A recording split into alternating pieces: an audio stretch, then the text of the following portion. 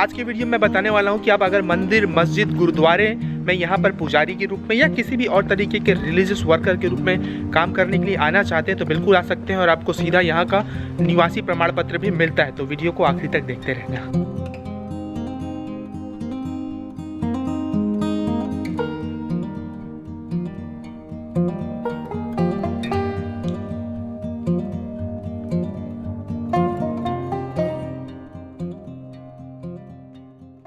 America की धरती से जोहार दोस्तों। तो अगर आप मेरे चैनल में पहली बार आए हैं तो मैं बता दूं कि मैं रहता हूं अमेरिका में और हूं भारत के एक छोटे से गांव से।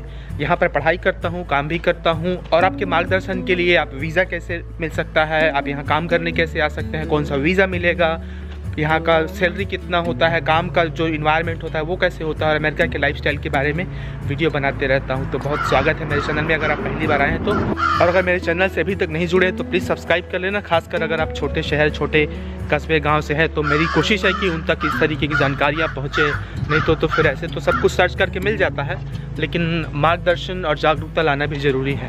और अगर आपने अभी तक मेरा ईमेल नोट नहीं किया है तो ईमेल नोट कर लेना। मेरा ईमेल है gawar.inkalabi। तो आप जब मुझे ईमेल करते हैं किसी भी सवाल से संबंधित चीज़ों के लिए या किसी भी वीज़ा या यहाँ के जॉब, सैलरी, किसी भी विषय में, तो प्लीज़ आप अपना ईमेल ठीक से ज़रूर लिखें। ईमेल लिखना भी एक प्रैक्टिस है। अगर आप बाहर दुनिया के देश में जाना चाहते हैं तो अच्छी बात होगी कि आप प्रैक्टिस करें ईमेल कैसे लिखते हैं। सब्जेक्ट में सिर्फ विषय लिखें कि किस विषय में आप मुझे ईमेल कर रहे हैं या किसी को भी प्रोफेशनल ईमेल कर रहे हैं। और फिर जो भी उसमें डिस्क्रिप्शन है उसमें बराबर से लिखिए आपका सवाल क्या है। इधर उधर की बात मत लिखिए बहुत, तो फिर उससे फिर कन्फ्यूज़न होता है ना कि इतने सारे लोग ईमेल करते रहते हैं, मैसेज करते रहते हैं। सबसे ऐसे पर्सनली तो बात नहीं कर सकता, आप समझ सकते हैं। और जब मौका मिलता है तो मैं करता हूँ। तो आप बार बार एक ही चीज़ को ना पूछें, आप स्पष्टता से आपका जो सवाल है वो ज़रूर लिखिए और हालचाल भले कभी कभी पूछ लिया करो। वैसे मैं डिस्क्रिप्शन में, मतलब हर यूट्यूब वीडियो के डिस्क्रिप्शन में दिया रहता हूँ अपना ईमेल आईडी और इंस्टाग्राम का आईडी भी, तो आप वहाँ पर जाके देख सकते हैं। एक मेरे सब्सक्राइबर हैं अमन सिंह, उनके दादाजी रिटायरमेंट हुए हैं, फोर्स में थे। उनका नाम है शमशेर सिंह। वो चाहते थे कि मैं उनका नाम लूँ, तो बहुत शुक्रिया चैनल से जुड़े रहने के लिए। तो आप भी जब कमेंट करते हैं तो अपना नाम और अपने गाँव का नाम ज़रूर बताएं। मुझे बहुत खुशी होती है सबका नाम जान के और कहाँ से हैं वो ये जान के। अगर आप मेरे वीडियो को फॉलो नहीं कर रहे हैं तो मैं बता दूं कि हम लोग बात कर रहे थे ईबी वीज़ा के बारे में, मतलब एम्प्लॉयमेंट बेस्ड वीज़ा, जिसमें होता क्या है, आपको वीज़ा तो मिलता ही है लेकिन उस वीज़ा में और काम में यहाँ पर अमेरिका का आपको निवासी होने का प्रमाण पत्र भी मिलता है। मतलब यहाँ का ग्रीन कार्ड भी मिलता है, उसको परमानेंट रेजिडेंसी भी बोलते हैं। वो आपको मिलता है यहाँ पर अमेरिका में काम करने के बारे में। तो हम वो 5 प्रकार का होता है, EB1, EB2, EB3, EB4 और EB5। EB3 तक का मैंने वीडियो बना चुका है। आज ये जो है वो EB4 के बारे में है। तो EB4 क्या है? ये एक स्पेशल इमिग्रेंट वीज़ा है। ये भी एम्प्लॉयमेंट बेस्ड वीज़ा है। मतलब आपको कोई यहाँ पर कंपनी होगा या संस्था होगी जो आपको काम देगी और उस काम के आधार पर आपको वीज़ा मिलेगा और वो वीज़ा के आधार पर ही आपको यहाँ का ग्रीन कार्ड, मतलब यहाँ का निवासी होने का सर्टिफिकेट भी मिलेगा। तो ये जो EB4 है वो बहुत स्पेशल कैटेगरी है। इसको स्पेशल इमिग्रेंट वीज़ा भी बोलते हैं। इसमें 10 अलग कैटेगरीज हैं जो एलिजिबल होते हैं इसके लिए। इसमें रिलीजियस वर्कर आते हैं और उस तरीके के लोग आते हैं जो, जैसे कि इराक, ईरान के साथ मान लो अमेरिका का लड़ाई हुआ था और वहाँ उस समय जब यहाँ के सेना, अमेरिका की सेना वहाँ थी, तो जिन्होंने इंटरप्रेटर का काम किया होगा, जिसने ट्रांसलेट किया होगा यहाँ की भाषा को वहाँ के भाषा से उस तरीके के, और जिसने US की आर्मी में काम किया हो दूसरे देश से, अफगानिस्तान या कहीं, इस तरीके से ये 10 प्रकार के अलग अलग इसमें कैटेगरीज हैं। उसका लिंक, ऑफिशियल लिंक मैं अपने डिस्क्रिप्शन बॉक्स में दे दूंगा। वैसे आप चाहे तो USCIS के ऑफिशियल वेबसाइट में जाकर भी पूरा डिटेल पढ़ सकते हैं।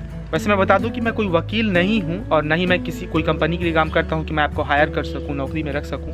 मेरी बस कोशिश है कि थोड़ी बहुत जो समझ है, थोड़ी बहुत जानकारी वो मैं साझा करते रहूँ। इस EB4 वीज़ा को पाने के ये जो 10 तरीके हैं उनमें से मैं सिर्फ रिलीजियस वर्कर के ऊपर फोकस करूंगा, क्योंकि बाकी जो थोड़ा सा काम पेचीदा है, रिलीजियस वर्कर वाला शायद आपके काम आ जाए। तो ये स्पेशल रिलीजियस वर्कर्स क्या होते हैं कि यहाँ पर जो मंदिर, मस्जिद, गुरुद्वारा या किसी भी तरीके के जो धार्मिक संस्थान होते हैं उसमें काम करने के लिए, आने के लिए जो वीज़ा लगता है उसको एक तरीके से समझे तो उनको स्पेशल इमिग्रेंट रिलीजियस वर्कर्स बोलते हैं। तो उसके लिए एलिजिबिलिटी क्या है वो भी सारा डिटेल आप पढ़ सकते हैं, लेकिन मोटा मोटी तौर पर आप अगर किसी, जैसे कि यहाँ पर कोई संस्था है, मान लो मंदिर है, मान लो मस्जिद है, वो लोग आपको किसी रिलीजियस पर्पस से, मतलब धार्मिक कारण से यहाँ पर आपको बुलाना चाहते हैं किसी पुजारी के रूप में या चर्च में किसी धार्मिक मतलब पद के लिए, तो आपको उस संस्था से लगभग 2 साल से जुड़ा होना होता है अगर आप जिस भी देश से आ रहे हैं। और वो जो 2 साल से आप जुड़े होते हैं वो सारा एविडेंस दिखाना पड़ता है जब आपको वीज़ा के लिए सबमिट किया जाता है। तो होता क्या है कि यहाँ पर जैसे कोई